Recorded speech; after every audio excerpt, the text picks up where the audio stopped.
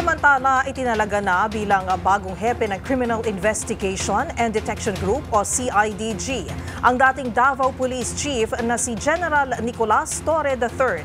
Ito ay kasunod ng nilagdaang balasahan ni PNP Chief Police General Romel Marbil na epektibo na simula ngayong araw. Narito ang ulat ni Edniel Parosa. Itinalaga bilang bagong hepe ng Criminal Investigation and Detection Group si Police Brigadier General Nicolas Torre III.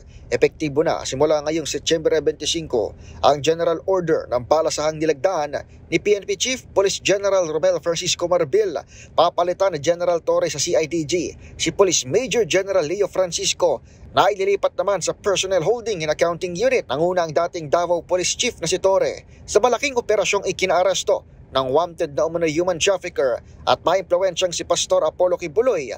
Bukod sa kaso ni Kibuloy at iba pang iimbestigahan sa Kingdom of Jesus Christ, nakatao ngayon ang CIDG sa pagsilip sa umano'y kaugnayan ng pulisya sa illegal na pogo, maging sa mga kaso ni Alice Guo at pagtugis kay former presidential spokesman Attorney Harry Roque.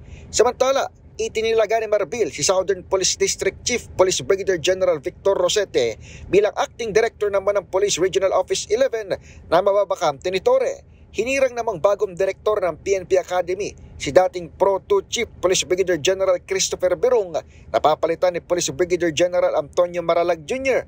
mula sa Headquarters Support Service.